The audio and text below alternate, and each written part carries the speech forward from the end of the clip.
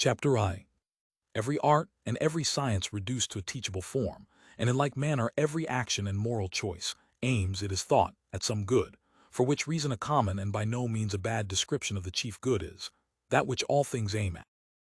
Now there plainly is a difference in the ends proposed, for in some cases they are acts of working, and in others certain works or tangible results beyond and beside the acts of working, and where there are certain ends beyond and beside the actions, the works are in their nature better than the acts of working. Again, since actions in arts and sciences are many, the ends likewise come to be many. Of the healing art, for instance, health; of the shipbuilding art, a vessel; of the military art, victory; and of domestic management, wealth, are respectively the end. And whatever of such actions, arts, or sciences range under some one faculty, as under that of horsemanship the art of making bridles, and all that are connected with the manufacture of horse furniture in general, this itself again, and every action connected with war, under the military art, and in the same way others under others, in all such, the ends of the master arts are more choice-worthy than those ranging under them, because it is with a view to the former that the latter are pursued. And in this comparison it makes no difference whether the acts of working are themselves the ends of the actions, or something further beside them, as is the case in the arts and sciences we have been just speaking of.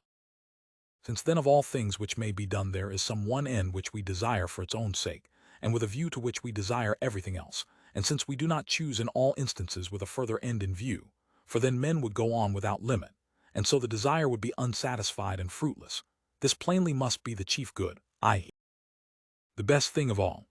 Surely then, even with reference to actual life and conduct, the knowledge of it must have great weight, and like archers with a mark in view, we shall be more likely to hit upon what is right, and if so, we ought to try to describe, in outline at least, what it is and of which of the sciences and faculties it is the end.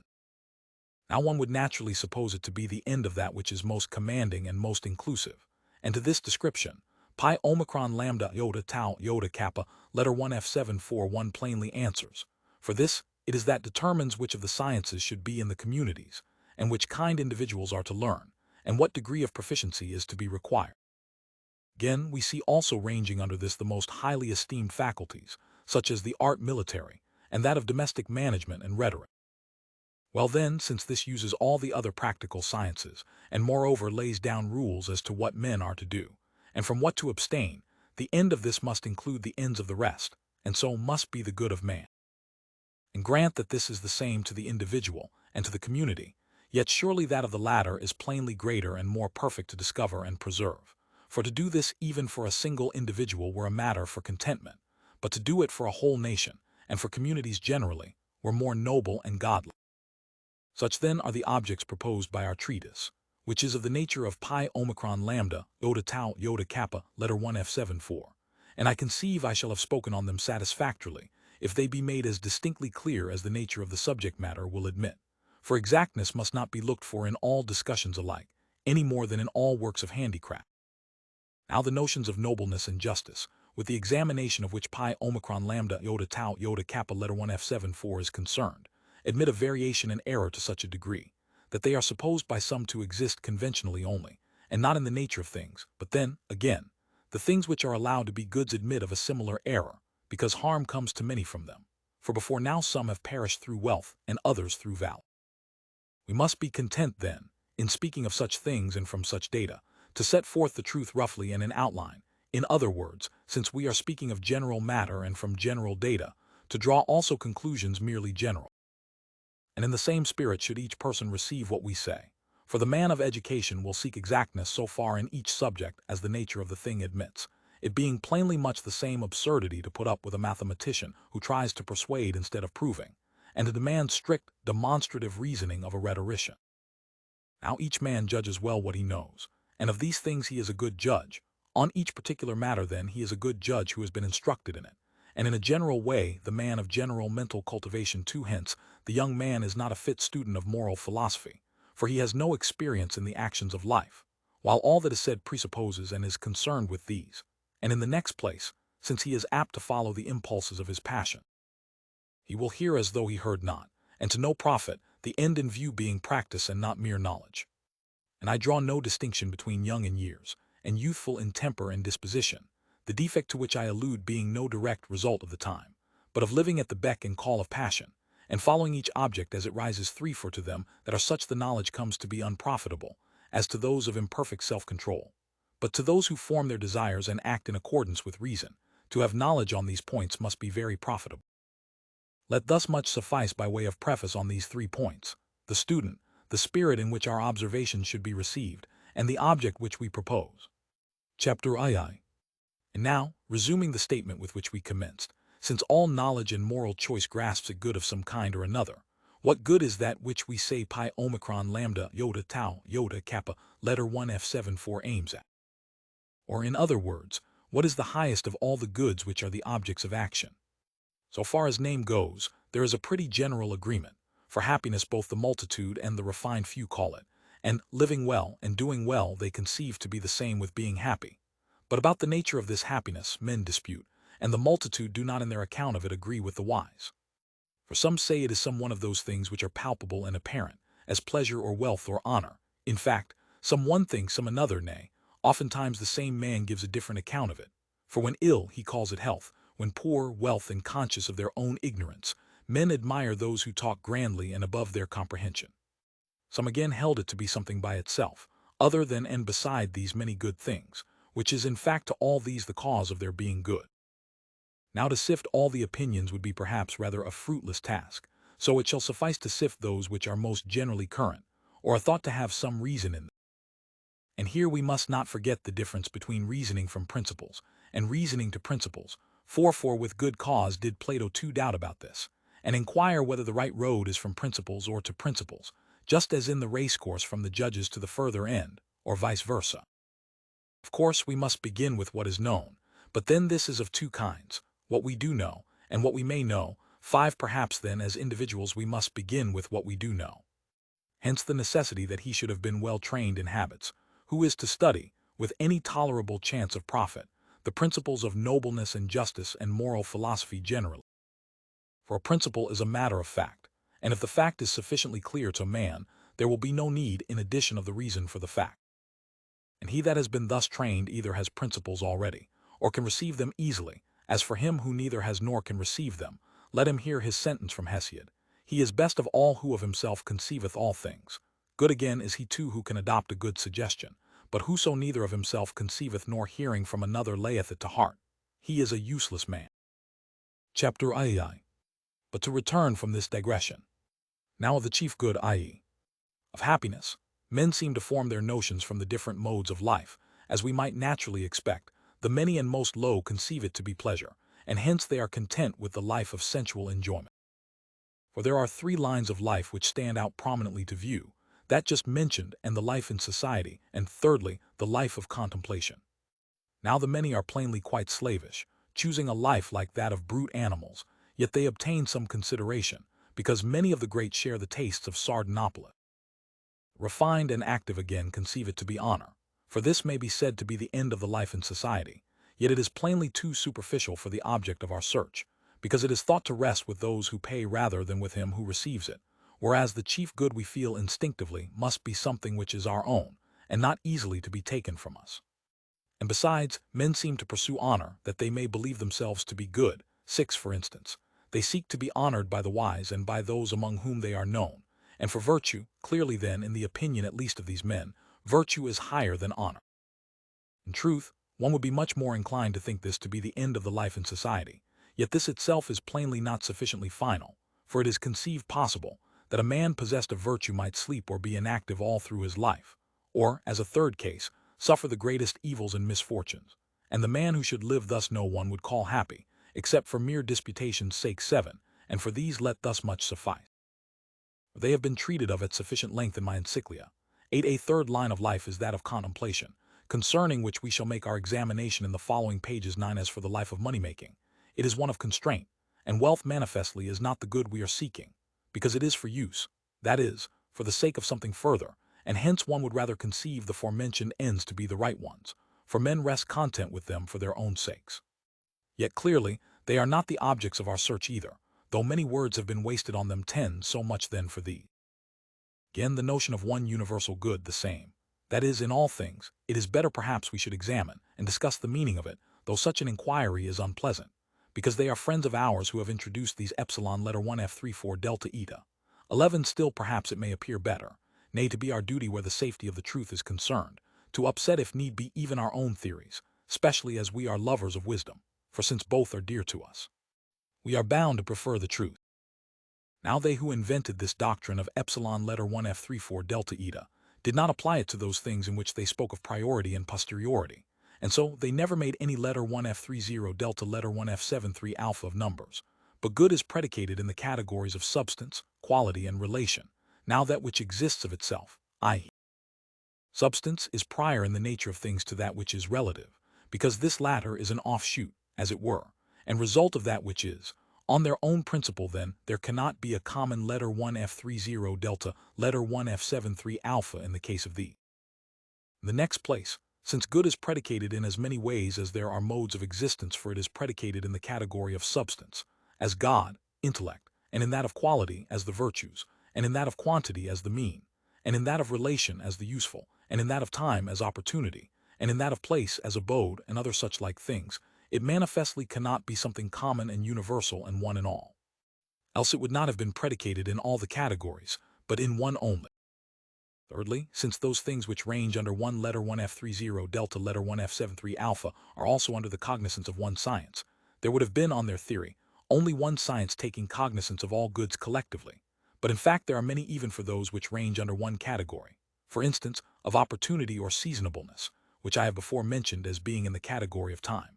The sciences, in war, generalship, in disease, medical science, and of the mean, which I quoted before as being in the category of quantity, in food, the medical science, and in labor or exercise, the gymnastic science. A person might fairly doubt also what in the world they mean by very, this, that, or the other, since, as they would themselves allow, the account of the humanity is one and the same in the very man, and in any individual man, for so far as the individual and the very man are both man, they will not differ at all, and if so, then very good and any particular good will not differ, in so far as both are good. Nor will it do to say that the eternity of the very good makes it to be more good, for what has lasted white ever so long is no whiter than what lasts but for a day. No, the Pythagoreans do seem to give a more credible account of the matter, who place 1 among the goods in their double list of goods and bads, 12 which philosophers, in fact, Speusippus 13 seems to have followed. But of these matters let us speak at some other time. Now there is plainly a loophole to object to what has been advanced, on the plea that the theory I have attacked is not by its advocates applied to all good, but those goods only are spoken of as being under one letter 1f30 delta letter 1f73 alpha, which are pursued, and with which men rest content simply for their own sakes, whereas those things which have a tendency to produce or preserve them in any way, or to hinder their contraries, are called good because of these other goods. And after another fashion, it is manifest then that the goods may be so called in two senses, the one class for their own sakes, the other because of thee. Very well then, let us separate the independent goods from the instrumental, and see whether they are spoken of as under one letter 1f30 delta letter 1f73 alpha. But the question next arises, what kind of goods are we to call independent? All such as are pursued even when separated from other goods, as for instance, being wise, seeing, and certain pleasures and honors, for these, though we do pursue them with some further end in view, one would still place among the independent goods. Or does it come in fact to this, that we can call nothing independent good except the letter 1f30 delta, letter 1f73 alpha, and so the concrete of it will be naught? If, on the other hand, these are independent goods, then we shall require that the account of the goodness be the same clearly in all, just as that of the whiteness is in snow and white lead. But how stands the fact? Why, of honor and wisdom and pleasure, the accounts are distinct and different in so far as they are good. The chief good, then, is not something common, and after one letter 1f30 delta, letter 1f73 alpha. But then, how does the name come to be common? For it is not seemingly a case of fortuitous equivocation. Are different individual things called good by virtue of being from one source, or all conducing to one end, or rather by way of analogy, for that intellect is to the soul as sight to the body, and so on? However, perhaps we ought to leave these questions now, for an accurate investigation of them is more properly the business of a different philosophy. And likewise respecting the letter 1f30 delta, letter 1f73 alpha, for even if there is some one good predicated in common of all things that are good, or separable and capable of existing independently. Manifestly, it cannot be the object of human action or attainable by man. But we are in search now of something that is so foreteen it may readily occur to anyone, that it would be better to attain a knowledge of it with a view to such concrete goods as are attainable and practical. Because, with this as a kind of model in our hands, we shall the better know what things are good for us individually, and when we know them, we shall attain them. Plausibility, it is true, this argument possesses, but it is contradicted by the facts of the arts and sciences, for all these, though aiming at some good, and seeking that which is deficient, yet pretermit the knowledge of it. Now it is not exactly probable that all artisans without exception should be ignorant of so great a help as this would be, and not even look after it. Neither is it easy to see wherein a weaver or a carpenter will be profited in respect of his craft by knowing the very good, or how a man will be the more apt to effect cures, or to command an army, for having seen the letter 1F30 delta, letter 1F73 alpha itself. For manifestly it is not health after this general and abstract fashion which is the subject of the physician's investigation, but the health of man, or rather perhaps of this or that man, for he has to heal individuals. Thus much on these points. Chapter IV. And now let us revert to the good of which we are in search. What can it be? For manifestly it is different in different actions and arts, for it is different in the healing art and in the art military, and similarly in the rest. What then is the chief good in each? Is it not that for the sake of which the other things are done? And this in the healing art is health, and in the art military victory, and in that of house building a house, and in any other thing something else, in short, in every action and moral choice the end, because in all cases men do everything else with a view to this. So that if there is some one end of all things which are and may be done, this must be the good proposed by doing, or if more than one, then these. Thus our discussion, after some traversing about, has come to the same point which we reached before. And this we must try yet more to clear up. Now since the ends are plainly many, and of these we choose some with a view to others, wealth, for instance musical instruments, and, in general, all instruments, it is clear that all are not final, but the chief good is manifestly something final, and so, if there is some one only which is final, this must be the object of our search, but if several, then the most final of them will be it. Now that which is an object of pursuit in itself, we call more final than that which is so with a view to something else. That again which is never an object of choice with a view to something else than those which are so both in themselves, and with a view to this ulterior object. And so by the term absolutely final, we denote that which is an object of choice always in itself, and never with a view to any other. And of this nature happiness is mostly thought to be, for this we choose always for its own sake, and never with a view to anything further, whereas honor, pleasure, intellect, in fact every excellence we choose for their own sakes, it is true, because we would choose each of these even if no result were to follow, but we choose them also with a view to happiness, conceiving that through their instrumentality we shall be happy, but no man chooses happiness with a view to them, nor in fact with a view to any other thing whatsoever. The same result 15 is seen to follow also from the notion of self-sufficiency, a quality thought to belong to the final good. Now by sufficient for self, we mean not for a single individual living a solitary life, but for his parents also and children and wife, and in general, friends and countrymen, for man is by nature adapted to a social existence. But of these, of course, some limit must be fixed, for if one extends it to parents and descendants and friends, there is no end to it. This point, however, must be left for future investigation. For the present we define that to be self-sufficient, which taken alone makes life choice-worthy, and to be in want of nothing.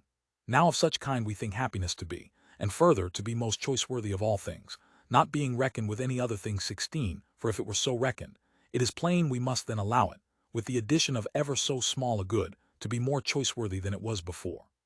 17, because what is put to it becomes an addition of so much more good, and of goods the greater is ever the more choice-worthy. So then happiness is manifestly something final and self-sufficient, being the end of all things which are and may be done. Chapter V. But, it may be, to call happiness the chief good is a mere truism, and what is wanted is some clearer account of its real nature. Now this object may be easily attained, when we have discovered what is the work of man, for as in the case of flute player, statuary, or artisan of any kind, or more generally, all who have any work or course of action, their chief good and excellence is thought to reside in their work, so it would seem to be with man, if there is any work belonging to him.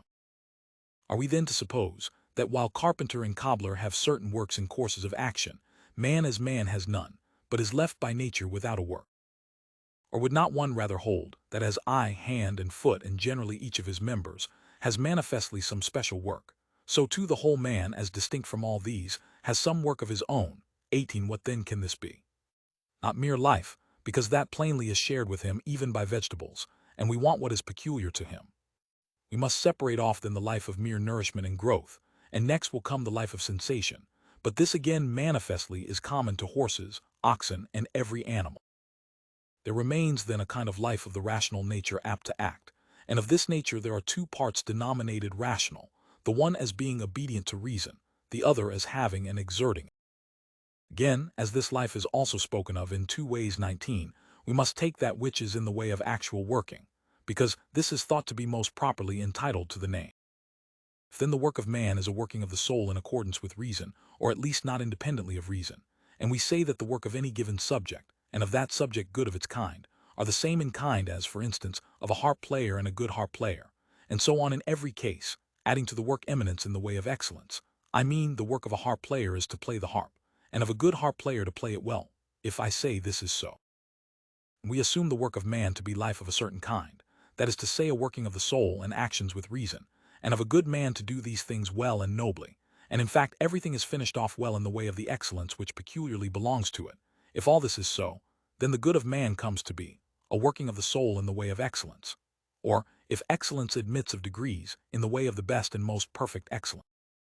And we must add, letter 1 F10 nu beta, letter 1 F77, letter 1 FF3, tau, epsilon lambda, epsilon letter 1 F77, letter 1 FF3. 24. As it is not one swallow or one fine day that makes a spring, so it is not one day or a short time that makes a man blessed and happy. Let this then be taken for a rough sketch of the chief good, since it is probably the right way to give first the outline, and fill it in afterward. And it would seem that any man may improve and connect what is good in the sketch, and that time is a good discoverer and cooperator in such matters. It is thus in fact that all improvements in the various arts have been brought about, for any man may fill up a deficiency. You must remember also what has been already stated, and not seek for exactness in all matters alike, but in each according to the subject matter, and so far as properly belongs to the system. The carpenter and geometrician, for instance, inquire into the right line in different fashion, the former so far as he wants it for his work, the latter inquires into its nature and properties, because he is concerned with the truth. So then should one do in other matters, that the incidental matters may not exceed the direct one. And again, you must not demand the reason either in all things alike 21, because in some it is sufficient that the fact has been well demonstrated, which is the case with first principles, and the fact is the first step, i.e., starting point or principle. And of these first principles some are obtained by induction, some by perception 22, some by a course of habituation, others in other different ways. And we must try to trace up each in their own nature, and take pains to secure their being well defined, because they have great influence on what follows. It is thought, I mean, that the starting point or principle is more than half the whole matter, and that many of the points of inquiry come simultaneously into view thereby. Chapter VI.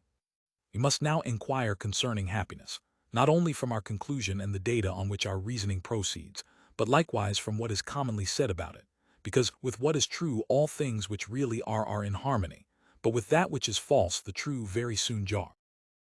Now there is a common division of goods into three classes, one being called external, the other two those of the soul and body respectively, and those belonging to the soul we call most properly and specially good. Well, in our definition, we assume that the actions and workings of the soul constitute happiness, and these of course belong to the soul. And so our account is a good one, at least according to this opinion, which is of ancient date, and accepted by those who profess philosophy.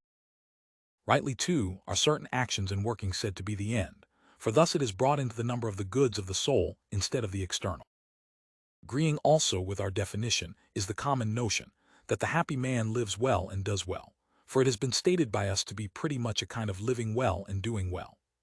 And further, the points required in happiness are found in combination in our account of it.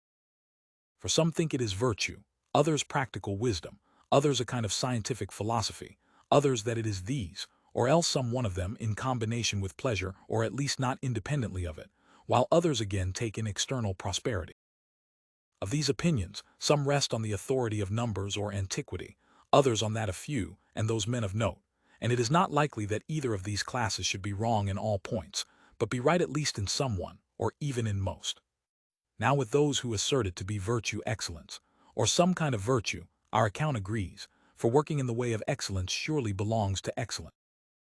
And there is perhaps no unimportant difference between conceiving of the chief good as in possession or as in use, in other words, as a mere state or as a work.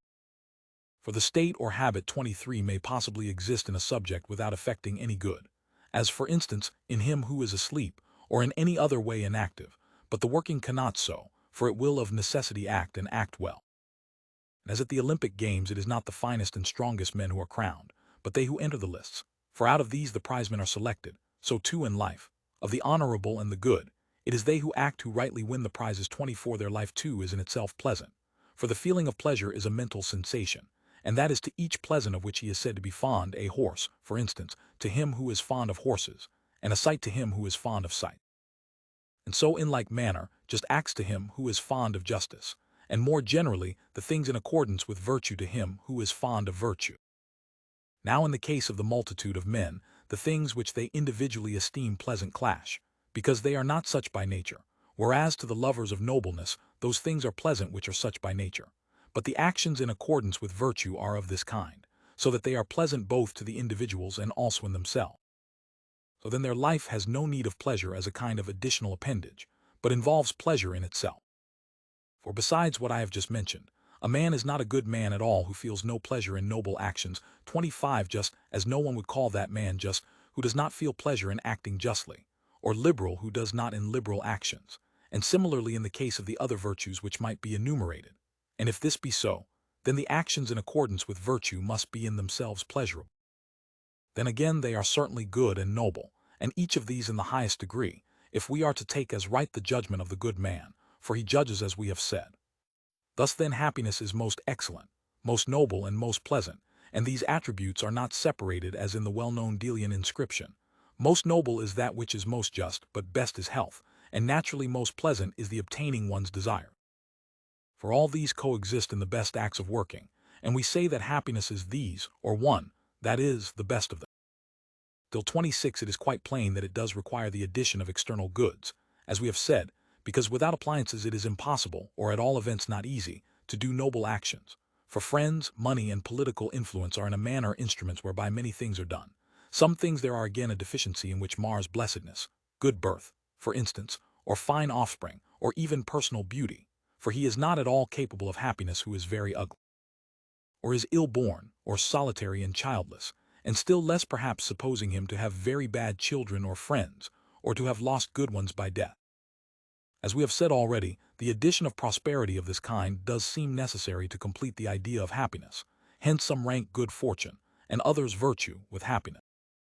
Chapter VII. And hence too a question is raised, whether it is a thing that can be learned, or acquired by habituation or discipline of some other kind, or whether it comes in the way of divine dispensation, or even in the way of chance.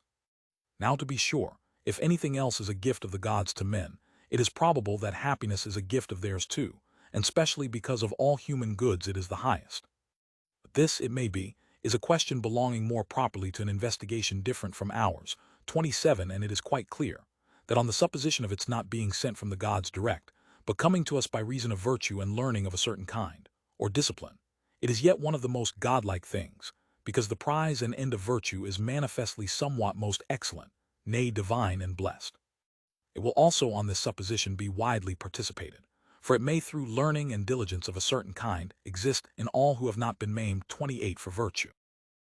And if it is better we should be happy thus than as a result of chance, this is in itself an argument that the case is so, because those things which are in the way of nature, and in like manner of art and of every cause, and specially the best cause, are by nature in the best way possible. To leave them to chance what is greatest and most noble would be very much out of harmony with all these facts. 29. The question may be determined also by a reference to our definition of happiness, that it is a working of the soul in the way of excellence or virtue of a certain kind, and of the other goods, some we must have to begin with, and those which are cooperative and useful are given by nature as instruments. 30. These considerations will harmonize also with what we said at the commencement, for we assumed the end of pi omicron lambda, iota tau, iota kappa, letter 1 F7 to be most excellent. Now this bestows most care on making the members of the community of a certain character. good that is, and apt to do what is honorable. With good reason then neither ox nor horse nor any other brute animal do we call happy, for none of them can partake in such working.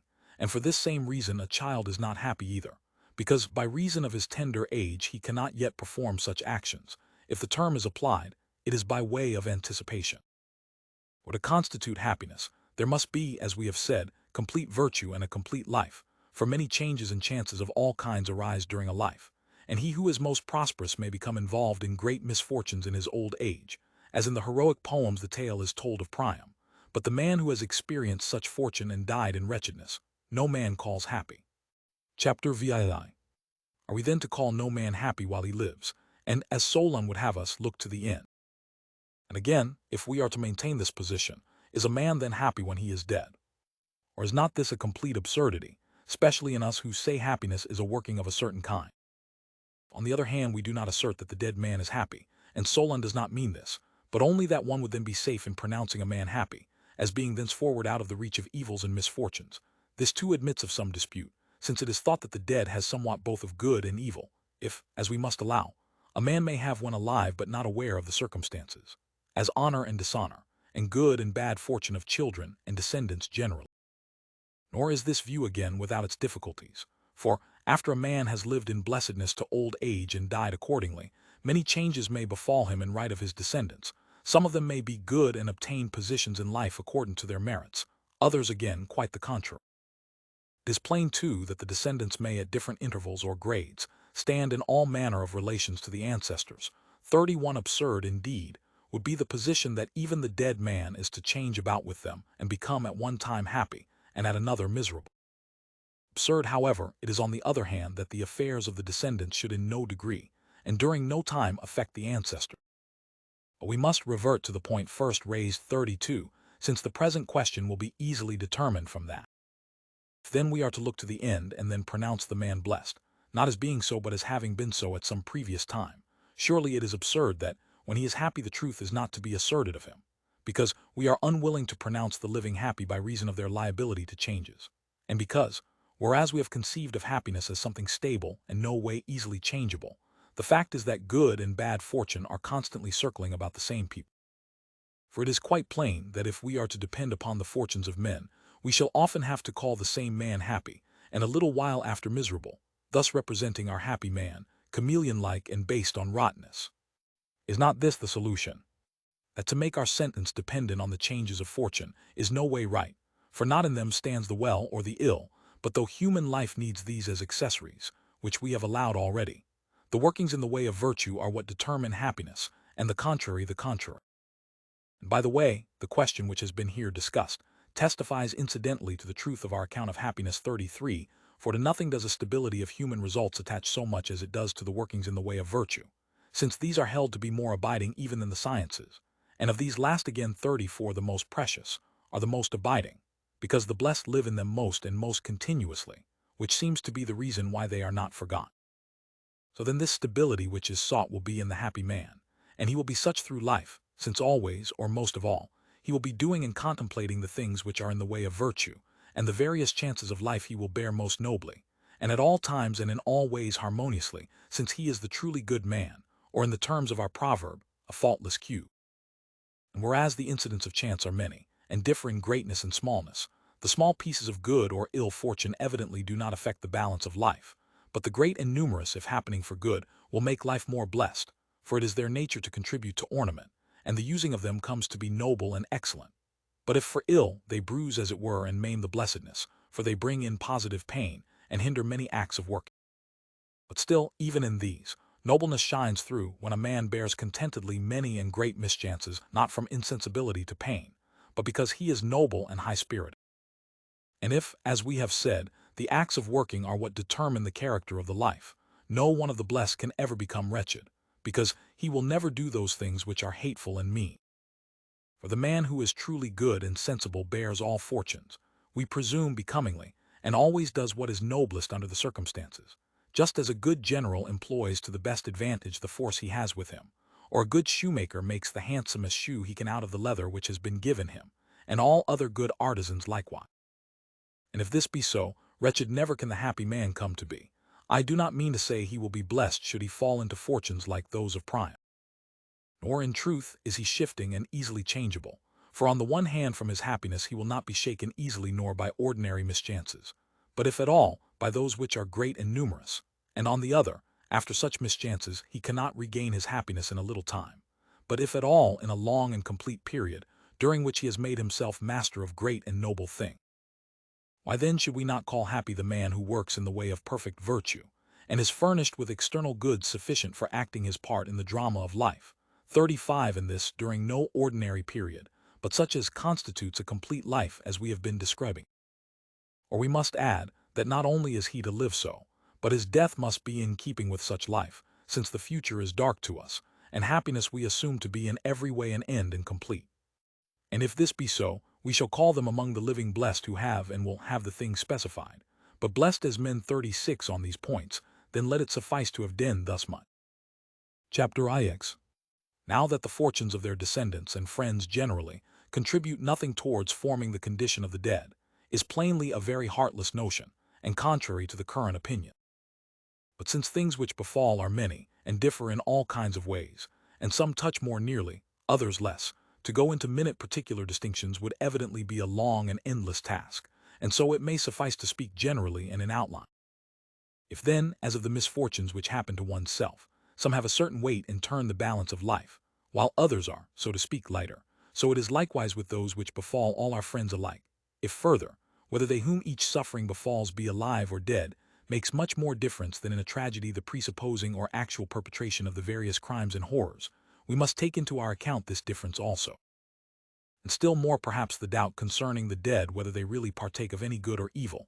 It seems to result from all these considerations, that if anything does pierce the veil and reach them, be the same good or bad, it must be something trivial and small, either in itself or to them, or at least of such a magnitude or such a kind as neither to make happy them that are not so otherwise, nor to deprive of their blessedness them that are 37. It is plain, then, that the good or ill fortunes of their friends do affect the dead somewhat, but in such kind and degree as neither to make the happy unhappy, nor produce any other such effect.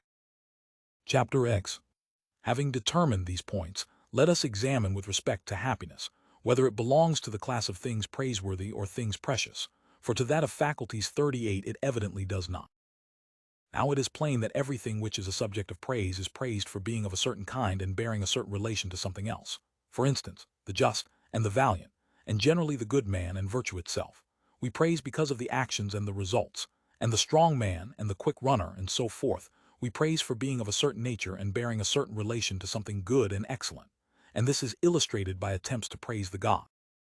For they are presented in a ludicrous aspect 39 by being referred to our standard, and this results from the fact that all praise does, as we have said, imply reference to a standard. Now if it is to such objects that praise belongs, it is evident that what is applicable to the best objects is not praise, but something higher and better, which is plain matter of fact. For not only do we call the gods blessed and happy, but of men also we pronounce those blessed who most nearly resemble the gods. And in like manner in respect of goods, no man thinks of praising happiness as he does the principle of justice, but calls it blessed, as being somewhat more godlike and more excellent. Eudoxus 42 is thought to have advanced a sound argument in support of the claim of pleasure to the highest prize, for the fact that, though it is one of the good things, it is not praised, he took for an indication of its superiority to those which are subjects of praise. A superiority he attributed also to a god and the chief good, on the ground that they form the standard to which everything besides is referred. Praise applies to virtue, because it makes men apt to do what is noble, but encomia to definite works of body or mind. 41. However, it is perhaps more suitable to a regular treatise on encomia to pursue this topic with exactness. It is enough for our purpose that, from what has been said, it is evident that happiness belongs to the class of things precious and final. And it seems to be so also because of its being a starting point, which it is, in that with a view to it we all do everything else that is done. Now the starting point and cause of good things we assume to be something precious and divine. Chapter XI. Moreover, since happiness is a kind of working of the soul in the way of perfect excellence, we must inquire concerning excellence, for so probably shall we have a clearer view concerning happiness. And again, he who is really a statesman is generally thought to have spent most pains on this, for he wishes to make the citizens good and obedient to the law. For examples of this class, we have the lawgivers of the Cretans and Lacedaemonians, and whatever other such there have been. But if this investigation belongs properly to pi omicron lambda iota tau iota kappa, letter 1F74, then clearly the inquiry will be in accordance with our original design. Well, we are to inquire concerning excellence, i.e., human excellence, of course, because it was the chief good of man and the happiness of man that we were inquiring of just now. And by human excellence, we mean not that of man's body but that of his soul, for we call happiness a working of the soul. And if this is so, it is plain that some knowledge of the nature of the soul is necessary for the statesman, just as for the oculist a knowledge of the whole body, and the more so in proportion as pi omicron lambda iota tau iota kappa letter 1F74 is more precious and higher than the healing art. And in fact, physicians of the higher class do busy themselves much with the knowledge of the body. Oh, then the statesman is to consider the nature of the soul, but he must do so with these objects in view, and so far only as may suffice for the objects of his special inquiry, for to carry his speculations to a greater exactness is perhaps a task more laborious than falls within his province. In fact, the few statements made on the subject in my popular treatises are quite enough, and accordingly we will adopt them here, as that the soul consists of two parts, the irrational and the rational, as to whether these are actually divided, as are the parts of the body, and everything that is capable of division, or are only metaphysically speaking two, being by nature inseparable, as are convex and concave circumferences, matters not in respect of our present purpose. And of the irrational, the one part seems common to other objects, and in fact vegetative, I mean the cause of nourishment and growth, for such a faculty of the soul one would assume to exist in all things that receive nourishment, even in embryos, and this the same as in the perfect creatures, for this is more likely than that it should be a different one. Now the excellence of this manifestly is not peculiar to the human species but common to others, for this part, and this faculty is thought to work most in time of sleep, and the good and bad man are least distinguishable while asleep, whence it is a common saying that during one half of life there is no difference between the happy and the wretched, and this accords with our anticipations, for sleep is an inactivity of the soul, in so far as it is denominated good or bad. Except that in some wise some of its movements find their way through the veil, and so the good come to have better dreams than ordinary men. But enough of this, we must forego any further mention of the nutritive part, since it is not naturally capable of the excellence which is peculiarly human. And there seems to be another irrational nature of the soul, which yet in a way partakes of reason. For in the man who controls his appetites, and in him who resolves to do so and fails, we praise the reason or rational part of the soul, because it exhorts aright and to the best course, but clearly there is in them, beside the reason, some other natural principle which fights with and strains against the reason. For in plain terms, just as paralyzed limbs of the body when their owners would move them to the right are borne aside in a contrary direction to the left, so is it in the case of the soul, for the impulses of men who cannot control their appetites are to contrary points. The difference is that in the case of the body we do see what is borne aside, but in the case of the soul we do not.